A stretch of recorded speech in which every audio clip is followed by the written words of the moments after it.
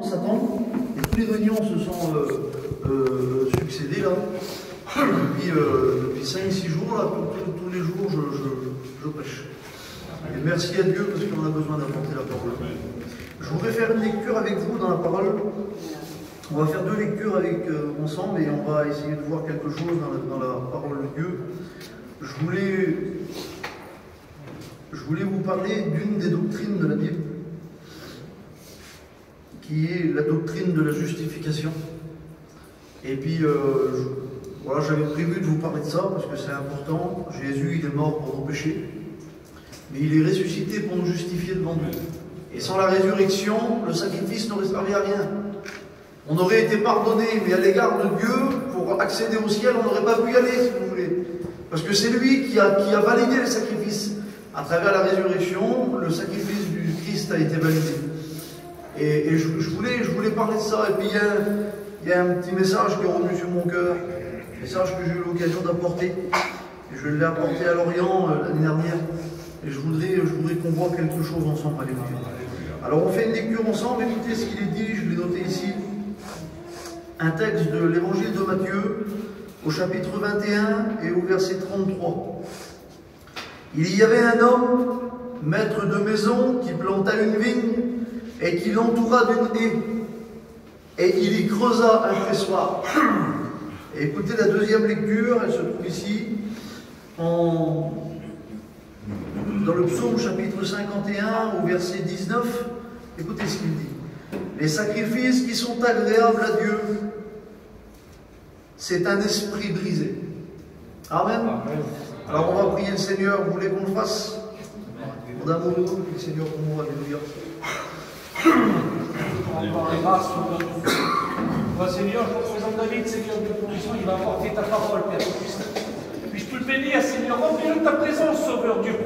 Qu'il puisse nous éclairer, Seigneur, sur tout ce chemin. Oui, Seigneur, parce qu'on a besoin d'avoir des réponses à nos questions, Sauveur tout-puissant. Et tu es là, Seigneur, pour nous montrer tout ça. Alors, Seigneur, bénis-le, remplis-le de ta présence, Seigneur. À toi revient la gloire éternelle. Amen. Gloire à Dieu, alléluia. Amen. On est bien ce matin dans la présence de Dieu. Je vous fais la petite lecture que j'ai lue là, et on va voir quelque chose ensemble. Alléluia. Il y avait un homme, maître de maison, qui planta une vigne, il l'entoura d'une haie, et y creusa un pressoir. Alléluia. Vous savez, dans la vie chrétienne, je ne suis pas vieux, moi, mais j'ai donné ma vie à Dieu le 27 novembre 1999. À Rennes, c'était Manix qui prêchait, j'avais à peine 13 ans.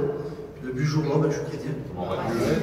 Et puis, vous savez, il y a des étapes dans une vie chrétienne.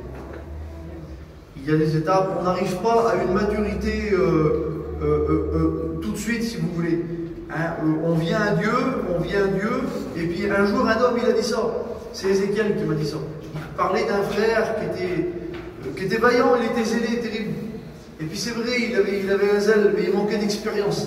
Et le zèle, on peut l'avoir rapidement. On vient à Dieu, on se convertit, on peut être envahi de zèle, et puis envie de tout faire pour Dieu.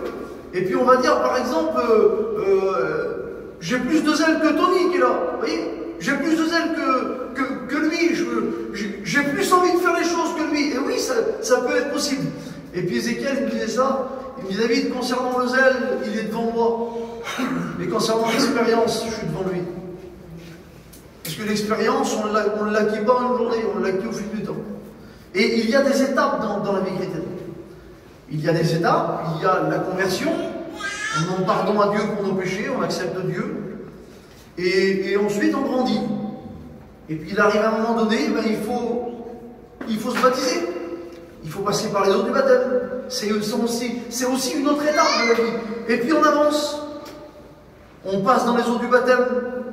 Puis après il y a la Sainte Seine, on rentre dans la vie de l'Église. Et puis on grandit. Et puis on avance. Et puis on s'aperçoit que dans notre vie, tout au long de notre vie, il y a un processus dans notre vie qui va se mettre en place, dans lequel Dieu va former des choses en nous. Il va nous améliorer, il va nous amener par exemple à avoir une vie stable avec lui, à avoir une vie de prière, vous voyez. Et puis plus on avance, plus il y a un processus dans nos vies. Et je voudrais vous parler d'une étape d'une étape dans notre vie qui va nous amener à une maturité spirituelle. Et on peut pas passer outre tout ça. Si tu passes pas par là, jamais tu grandiras. Jamais tu arriveras à une maturité spirituelle. Je vais vous parler ce matin du pressoir de Dieu. Le pressoir de Dieu. Tu vas dire, David, c'est quoi le pressoir de Dieu? Eh bien, c'est ce que Dieu va essayer tout au long de ta vie de t'amener dedans. Tu vas dire, David, pourquoi? Eh bien, pour briser ta vie. Pour briser ta vie. Il va falloir que l'intérieur, vous savez, on parlait de ça tout à l'heure avec Isaïe le long de la route. Et on parlait du vieil homme et de l'homme nouveau. Eh bien, le vieil homme, Dieu veut le briser. Il faut quelque part que cet homme-là eh ben, aille jusqu'à mourir à lui-même. Et plus cet homme-là, il va disparaître. Vous savez, Paul, c'était facile de le dire parce que lui, il le vivait. Il disait, c'est plus moi qui vis. C'est Christ qui vit en moi. Ben, pour que Christ vit en nous et pour que Christ se serve de mes mains, de mes bras, de ma bouche, de tout ce que je suis, eh ben, il faut que le vieil homme il disparaisse. Vous comprenez? Et c'est une étape dans la vie de Dieu. Et écoutez ce petit verset-là que l'on a lu. Les sacrifices qui sont agréables à Dieu. Seigneur, je voudrais t'offrir quelque chose. Je voudrais te faire plaisir, Seigneur.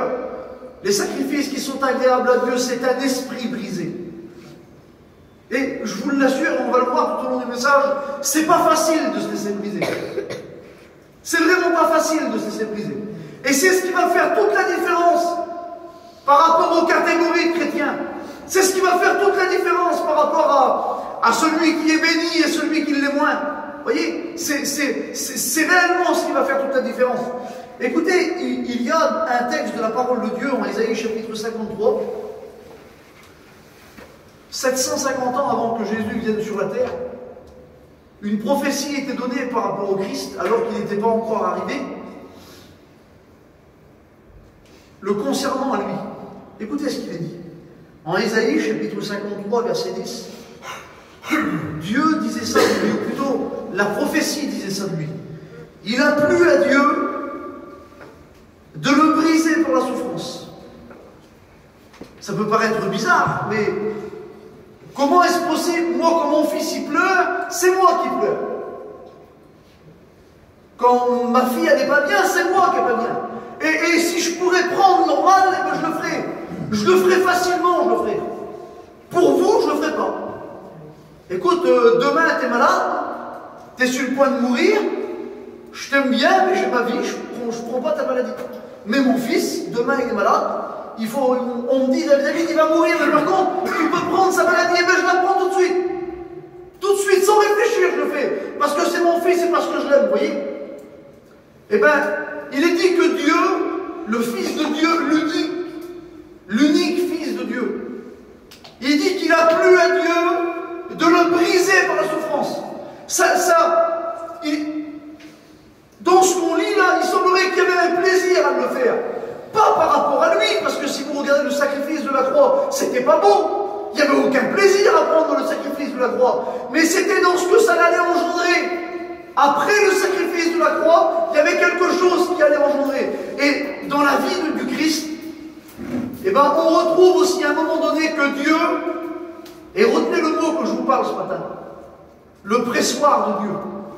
Il y a un moment donné où Dieu prend un homme, il va le faire dans la vie de son fils, et on va le voir aussi dans notre vie à nous, parce que c'est notre vie à nous qui est mise en cause ce matin par rapport à la Bible. Et bien, dans la vie du Christ, il y a eu un moment où Dieu s'était prophétisé, il devait le briser. Il fallait qu'il le brise. Quand Dieu brise un homme, c'est pas pour lui faire mal. Quand Dieu brise un homme, c'est pour le bénir.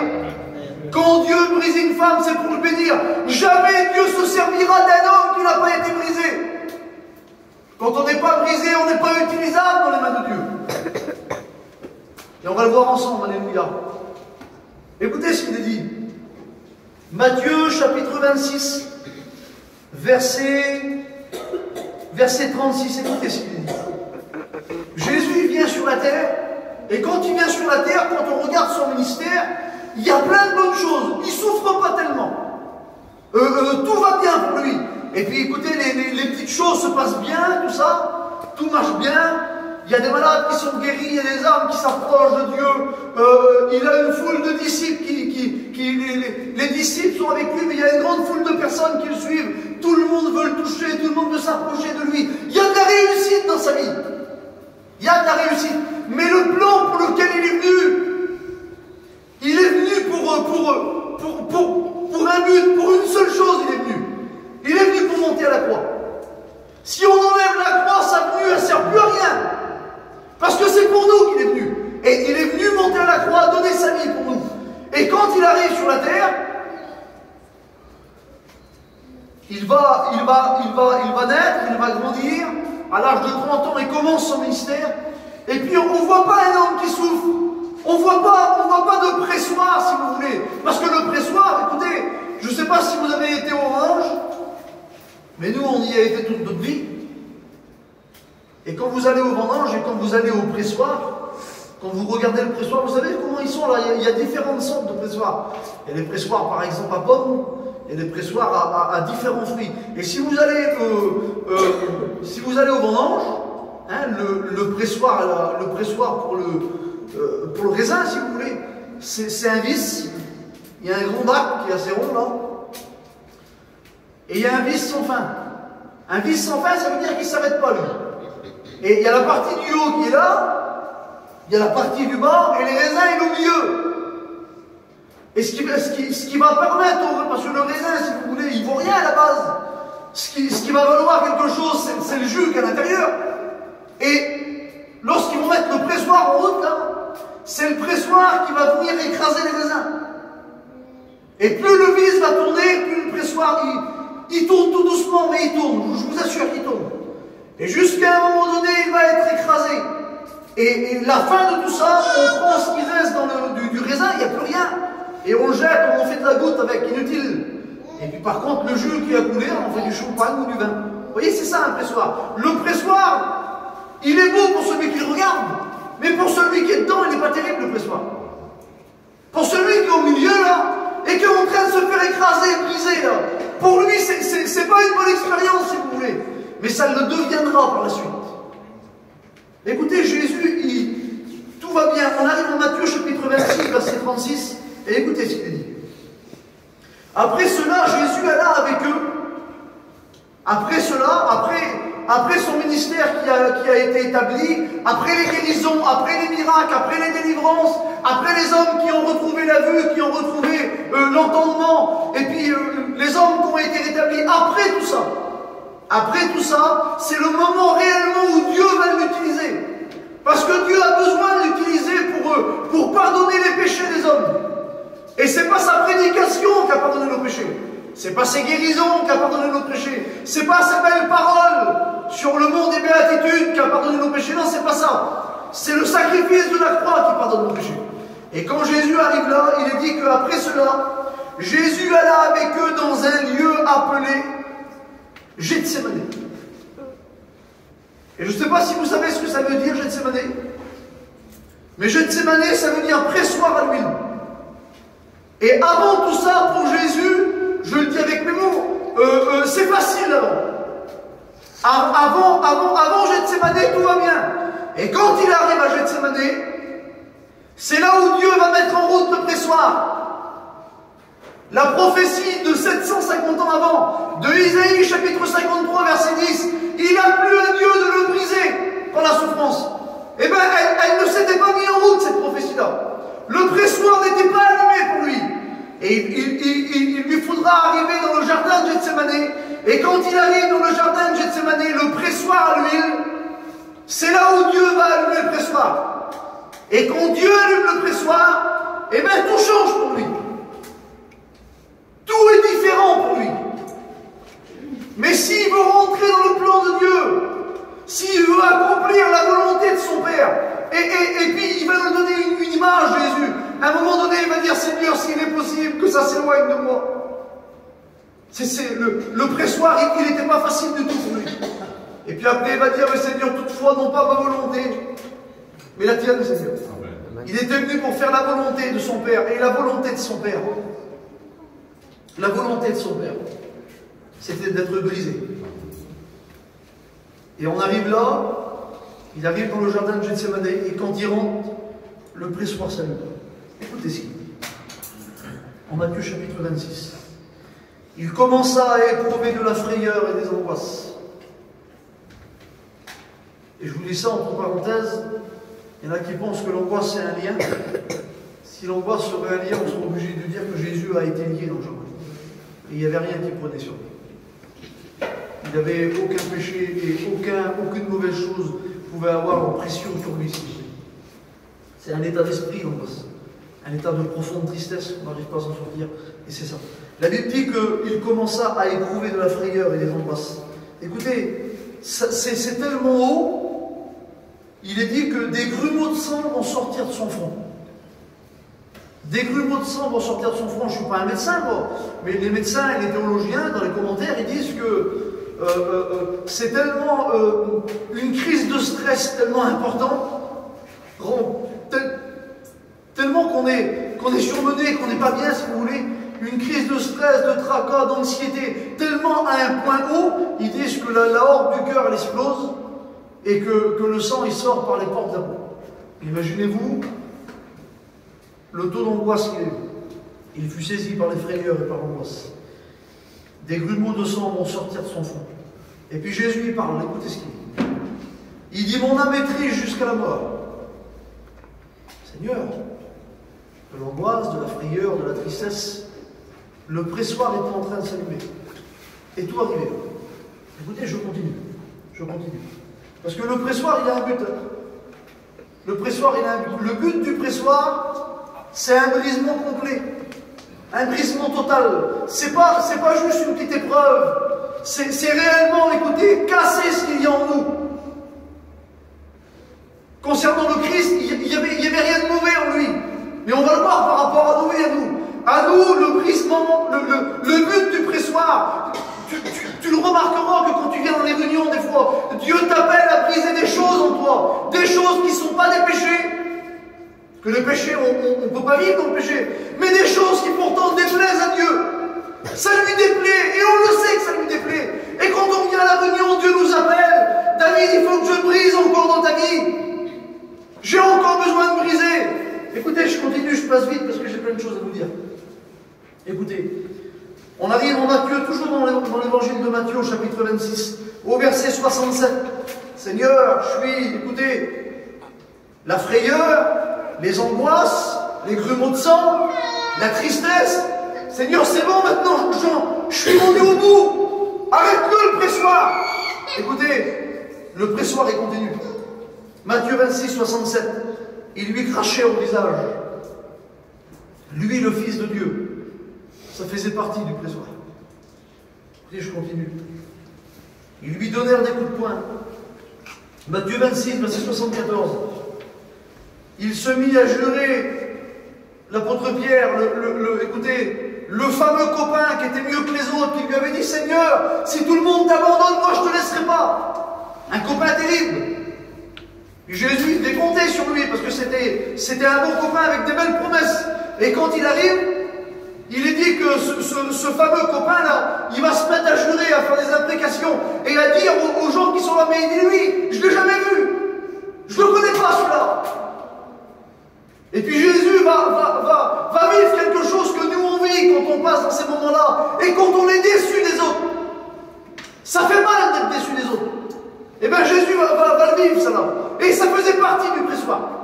Ça faisait partie du brisement. Écoutez, je continue.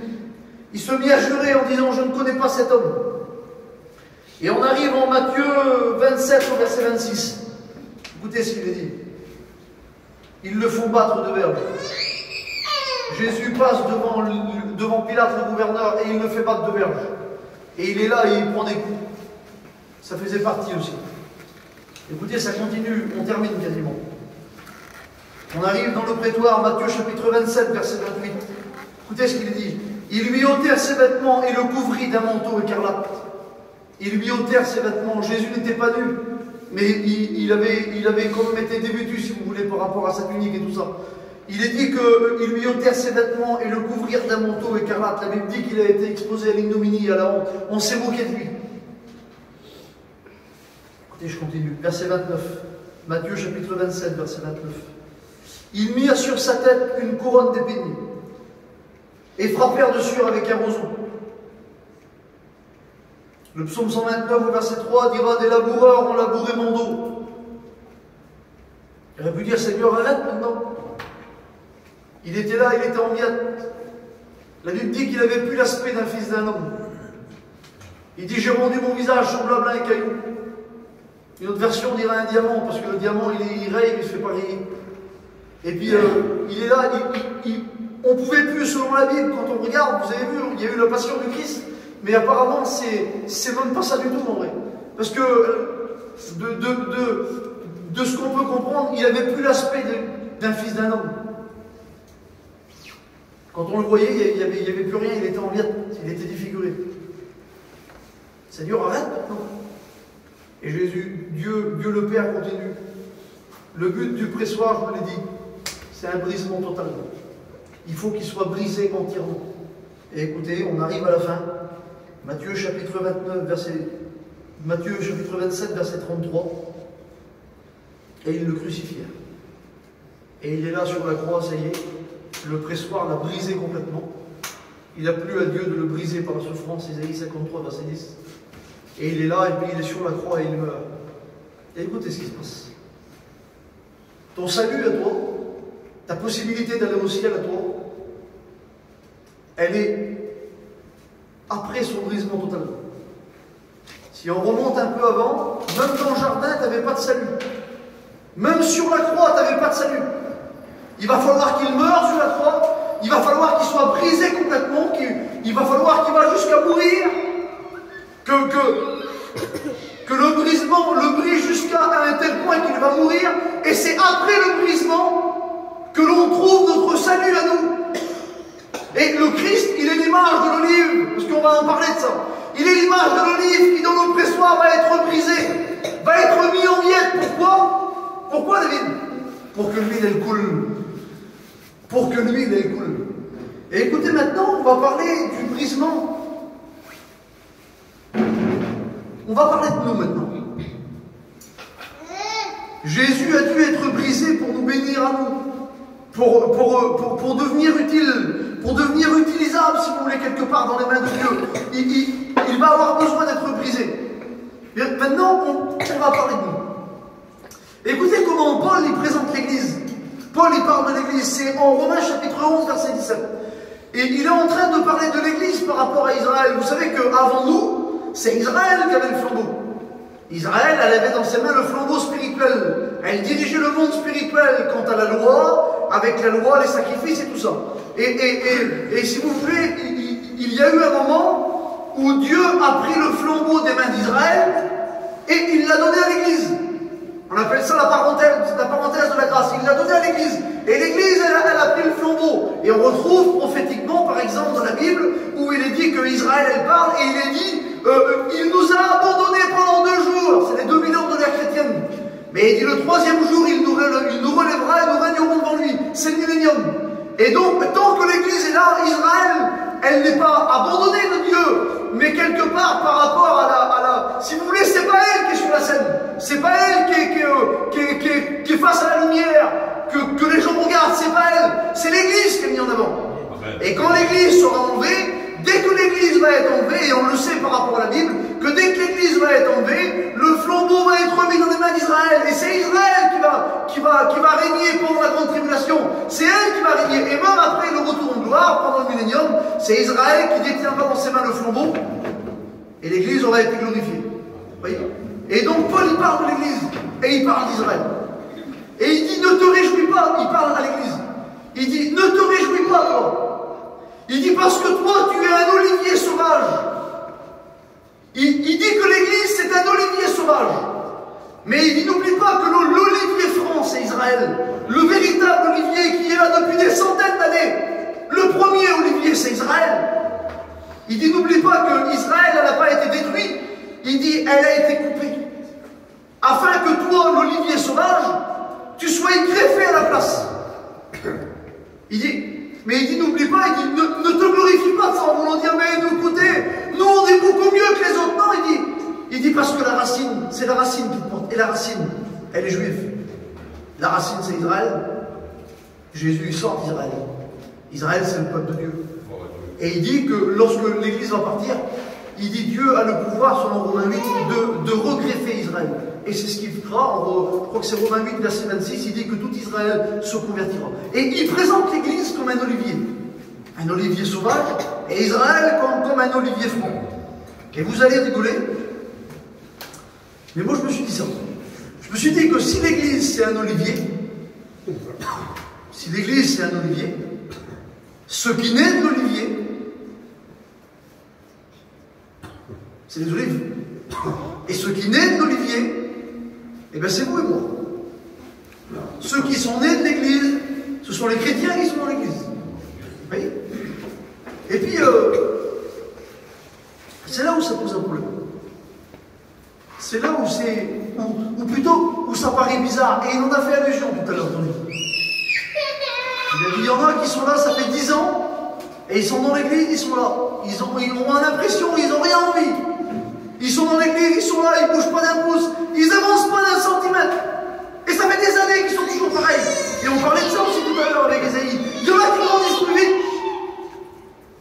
Comment ça se fait qu'on a deux catégories de chrétiens dans nos réunions? C'est quand même bizarre ça. Pourquoi on a deux catégories de chrétiens? Pourquoi on a des chrétiens qui en veulent dans l'œuvre de Dieu? On a des chrétiens qui prient. On a des chrétiens qui aiment la parole. On a des chrétiens qui sont engagés dans l'œuvre de Dieu. L'œuvre de Dieu les concerne. Et ils sont nés d'oliviers. Ce sont des olives. Et puis on a d'autres chrétiens. Ils sont nés de nouveau aussi. On ne va pas les mettre en enfer, ceux-là. Ils sont nés de nouveau, ils ont rencontré Dieu. Ce sont des chrétiens, mais complètement différents des autres. Ils n'avancent pas. Pas d'expérience. Pas beaucoup de bénédictions. Dieu se sert quasiment pas d'eux. Et puis ils sont là, ils sont dans leur petite vie. Ils sont bien. Et puis écoutez, j'ai pris une petite image, vous avez rigolé. Je suis obligé, hein, parce que c'est le but du message. J'ai pris une olive. Et la petite olive là. Ben, quand tu nais de l'olivier, t'es ça. Et la petite olive, là, écoutez, elle a de l'huile à l'intérieur d'elle, qui est l'image du Saint-Esprit qui vit en nous. Donc c'est bien, ça veut dire, c'est la preuve que, écoutez, on ne peut pas dire qu'elle est sortie d'un pommier. C'est pas vrai. À la voir, on sait qu'elle sort de l'olivier. Et puis quand on voit un chrétien, l'autre jour, j'ai fait une réunion, et il y a un frère qui a passé derrière le micro, et puis il a visé un autre frère qu'il ne connaissait pas du tout. Il a dit, mon frère, t'es un pasteur, toi? Il y avait un garçon, c'était un futur étudiant. Et il a dit, je suis un futur étudiant. Il dit, je le savais, ça se voit. Pourtant, il n'y avait pas dit.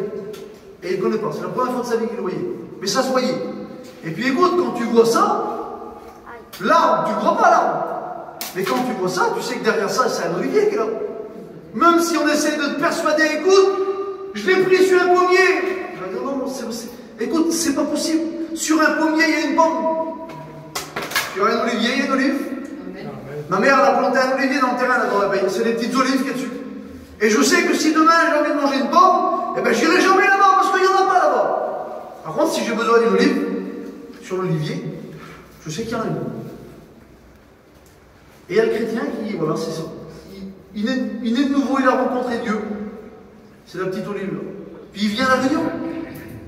Il vient à la réunion le mercredi, le vendredi. Il vient le dimanche au culte. Puis il écoute les témoignages, il écoute les expériences. Et puis il prie, parce qu'il prie, il est né de nouveau. Et puis à chaque fois qu'il arrive à la réunion, souvent on le voit à travers les cultes, souvent, Dieu l'appelle pour le briser. Et Dieu lui dit, viens, je veux me servir de toi. Parce que qui c'est qui ne veut pas que Dieu se serve de lui? Seigneur, sers-toi de moi. Seigneur, emploie-moi à travailler avec moi, Seigneur. Moi je le fais, je suis un pasteur. Mais tout le monde le fait. On aime bien quand Dieu se sert de nous. La petite olive là. Écoutez, j'ai noté des petits mots. La petite olive. Dieu s'en sert pas. Et pourtant elle est née dans l'église. Mais Dieu s'en sert pas. Dieu peut rien faire avec ça.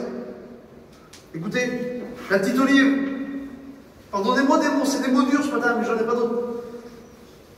Elle bénit pas les autres, celle-là. Et pourtant, elle est dans l'église. Elle fait partie de l'église, mais elle bénit pas les autres. Personne dit, je suis béni à travers la sœur, là. Elle bénit, le frère, il bénit. Écoutez, la petite olive, là, a fait beaucoup de bruit. A fait beaucoup de bruit, mais il n'y a pas beaucoup d'effet dans ce qu'elle fait. Ça ne porte pas ce qu'elle fait. Mais beaucoup de bruit. Écoutez, je continue. Ta petite olive, là,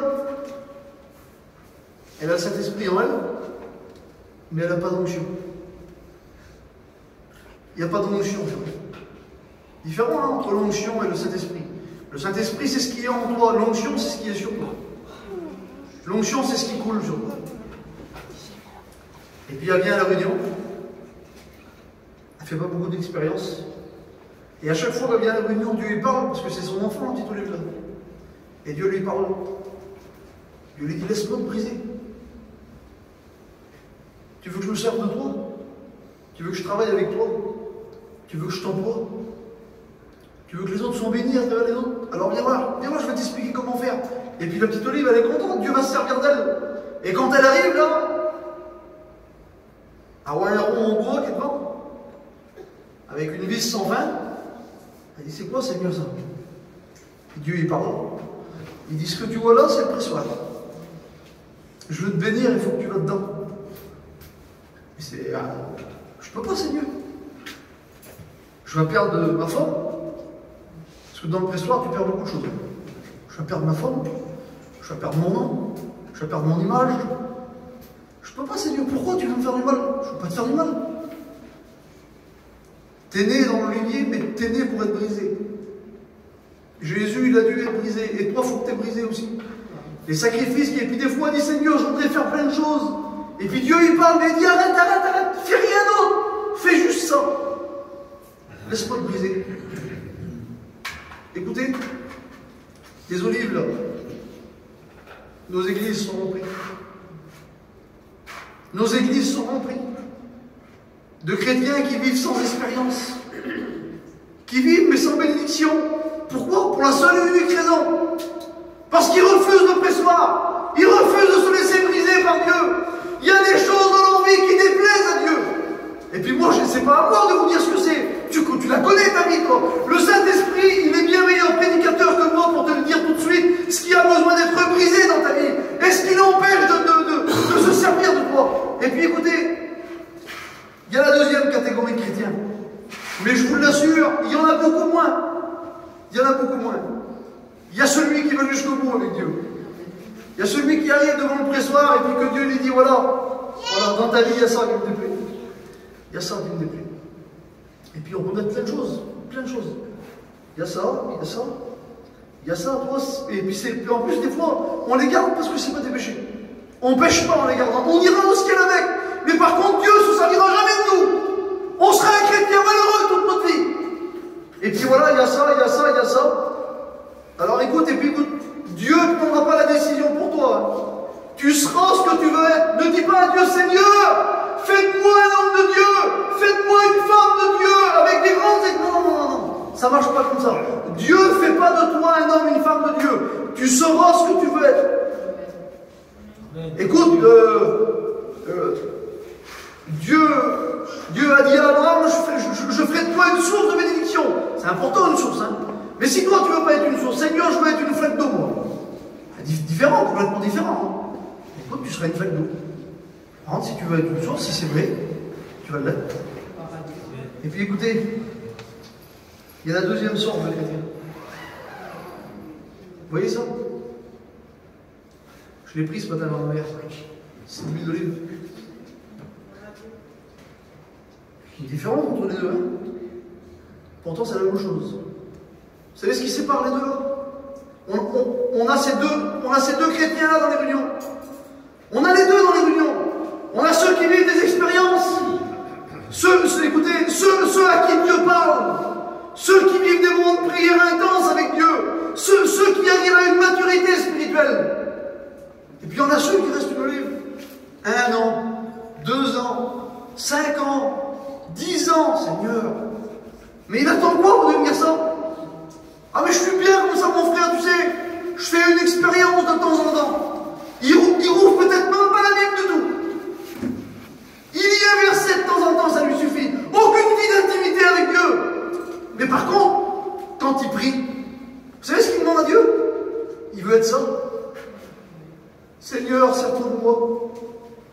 Et Dieu veut te servir de toi. Seigneur, emploie-moi. Seigneur, parle-moi. Seigneur, donne-moi telle chose. Accorde-moi telle chose. Donne-moi à vivre par l'Esprit. Donne-moi à être un homme qui bénit les autres. Donne-moi à dégager quelque chose. Donne-moi à dégager quelque chose. Que mon travail soit impacté par l'huile. Je veux, Seigneur. Écoutez, moi je parle pour moi parce que je suis un prédicateur. Qui veut pas en tant que prédicateur que Dieu lui parle?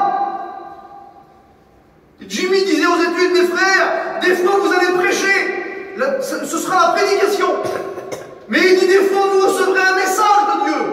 Et je vous l'avoue devant Dieu, et je sais que les frères c'est pareil. Je préfère recevoir un message de Dieu. C'est mieux pour vous, vous savez pourquoi? Parce qu'il y a l'onction qui va avec. Quand c'est un message de Dieu, et quand tu me prêches, il y a l'onction qui descend. Mais des fois c'est la prédication. Et des fois je suis trop terre à terre pour avoir ça. Je suis trop terre à terre des fois, mais je me dis Seigneur, viens. J'ai besoin, mais je ne veux pas juste prêcher. Prêcher, écoutez, un homme il a dit, prêche pas parce qu'il faut dire quelque chose.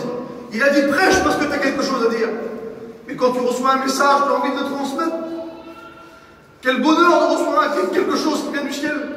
Et puis la petite Olive, elle veut vivre ça, mais elle est ça. Seigneur, comment je vais faire alors? Écoutez, entre les deux là, il y a le pressoir. Si tu te laisses briser, si tu laisses Dieu briser les choses dans ta vie, tu vas devenir ça, ouais. Et écoutez l'huile, Dieu s'en sert, Dieu sert d'huile. Quand un chrétien il a été brisé, qu'il est devenu de l'huile, Dieu s'en sert. Quand un chrétien il a été brisé, écoutez, j'ai noté des petits mots, il bénit les autres. Lui, il n'a pas besoin de faire beaucoup de choses pour que l'onction coule.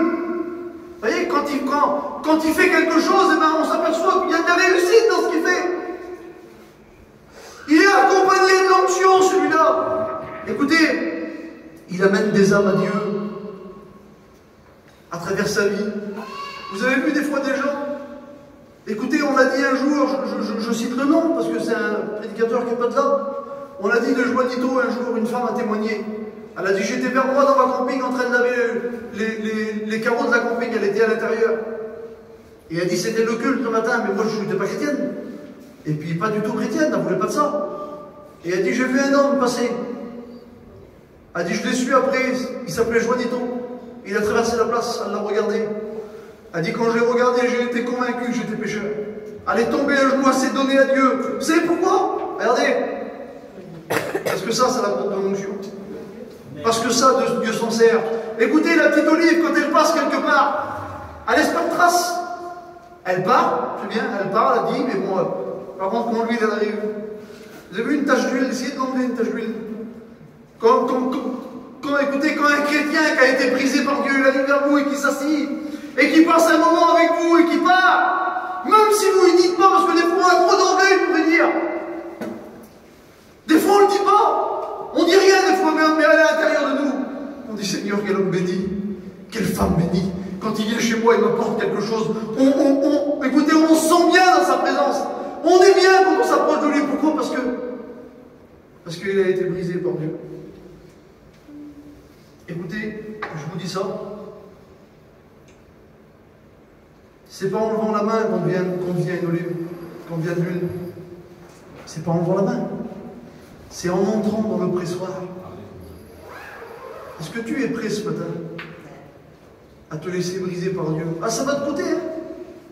Dieu peut te demander par rapport à ton caractère, par rapport à ton langage, par rapport à tes habitudes, par rapport à ta façon de faire, ton emploi du temps, je ne sais pas moi, des centaines de choses on peut mettre. Mais réponds-moi pas à moi, mais réponds au fond de ton cœur. Parce que moi, je vais vous dire ma conviction, moi la mienne. Moi, je veux être ça. Je vous le dis devant Dieu, je veux être ça. Des fois, ça m'arrive.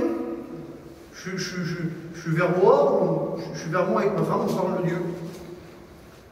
Et puis je je ne suis pas un garçon qui lit le plus que les autres, mais je lis, j'aime bien lire des livres aussi.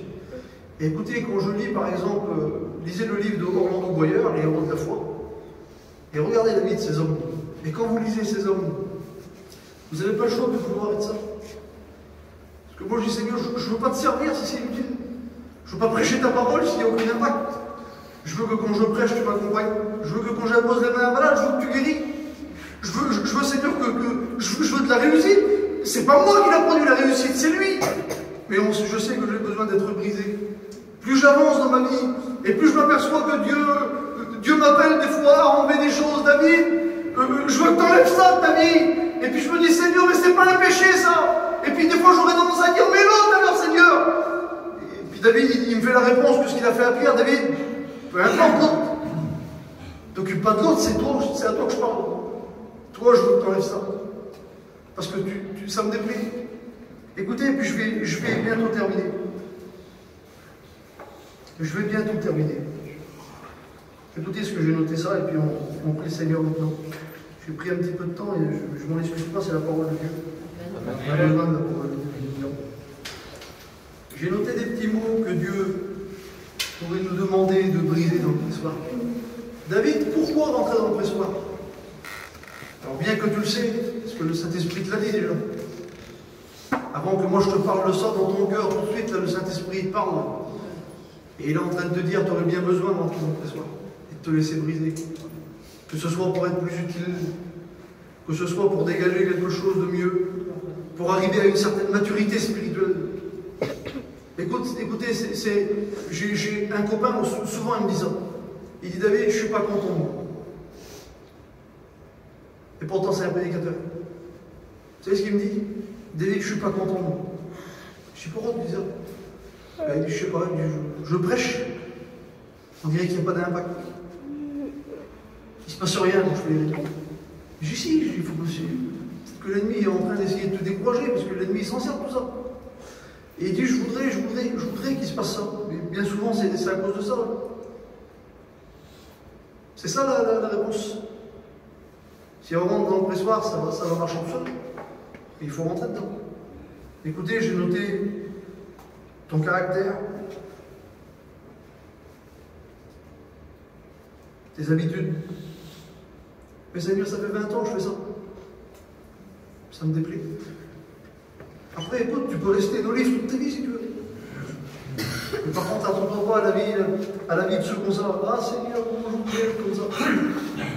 Si tu restes sur nos livres, tu ne seras jamais comme ça. Jamais de ta vie. Par contre, le pressoir, qui paraît pas beau, le pressoir qui paraît perdre des choses. Si je rentre dans le pressoir, Seigneur, je vais perdre ça. Puis ça, je vais le perdre aussi, là. Et comment je vais faire après moi? Et puis ça, là, ça ira plus non plus, ça. Et puis il y a 100 000 idées qui arrivent dans notre tête quand on veut être de ça. Mais le Seigneur, il bénira, lui. Par contre, quand tu seras arrivé à cette maturité-là, quand tu seras ça, quand tu t'auras laissé briser, quand le marteau de Dieu, il dit ma parole n'est peut-être pas un marteau qui brise le roc, quand le marteau il tombe dessus, là. Quand le pressoir il descend sur la petite olive et qu'elle est brisée, quand elle sort de l'autre côté, il n'y a plus rien d'elle. Et puis elle dit comme Paul, elle dit j'ai été crucifié avec Christ. C'est plus moi qui vis, c'est le Christ. Quand on me regarde, on ne me voit plus à moi, je ne suis plus une olive.